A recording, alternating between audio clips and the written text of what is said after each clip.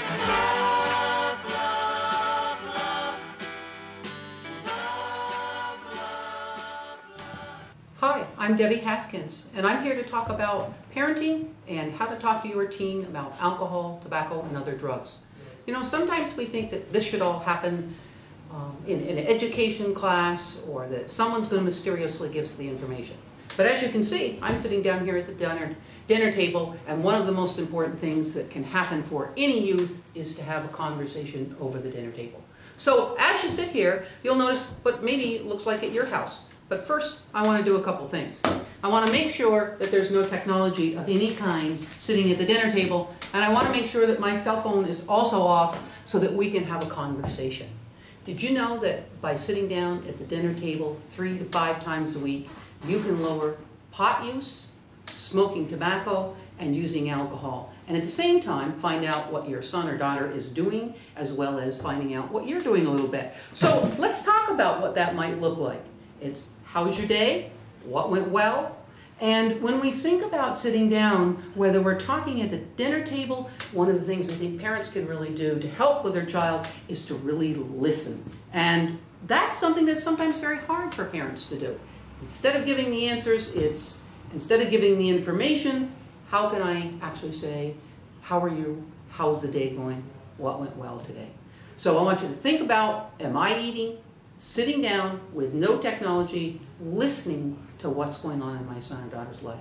And that's one of the tools that we can use that will decrease substance use in a very dramatic way.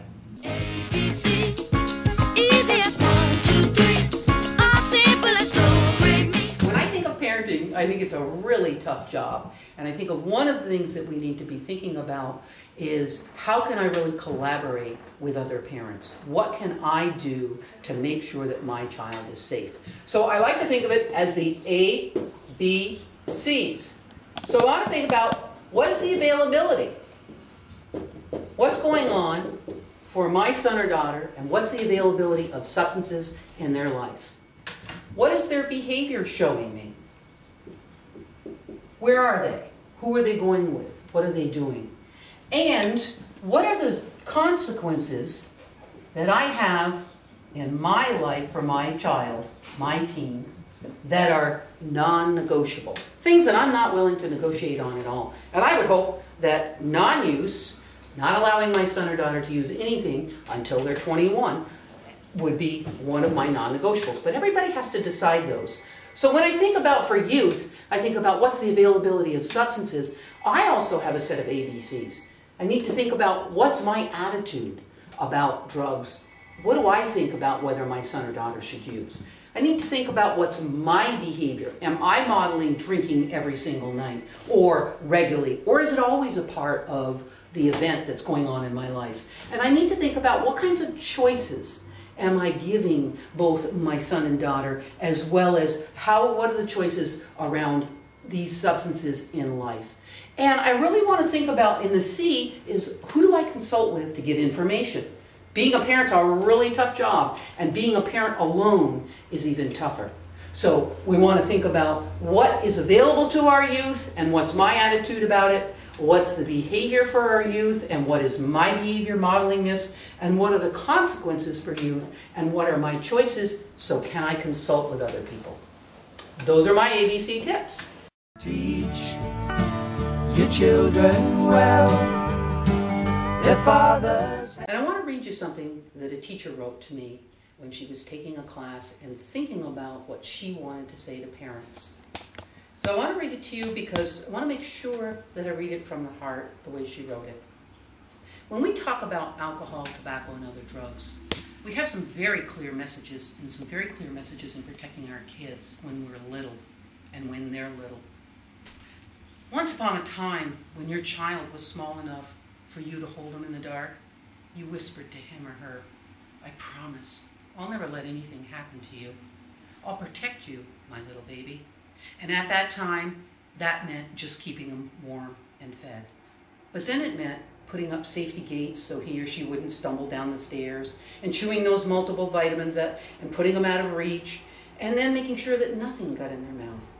Well, after a few years, it meant holding their hand and sometimes grabbing them as you cross the street together. Soon you were calling friends' houses to make sure that they were going to feel comfortable overnight.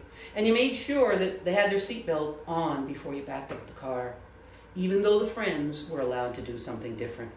But your child is older now. They're independent and they're making choices.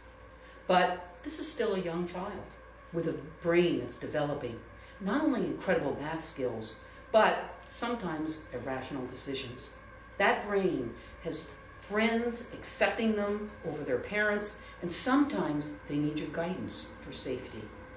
His developing brain can be affected by substances, even with 1 or 2 experimentations, and you will be his very first teacher.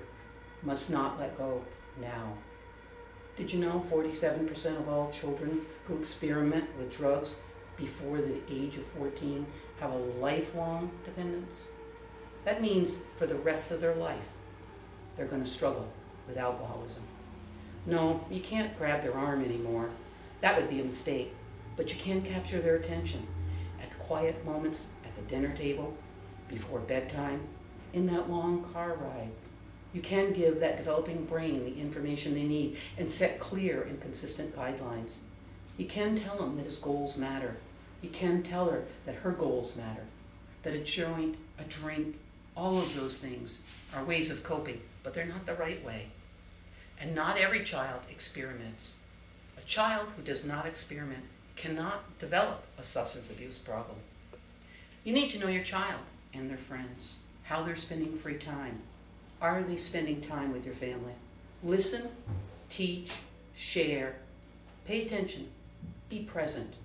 You can make the difference, and keep that promise that you made to them as a baby.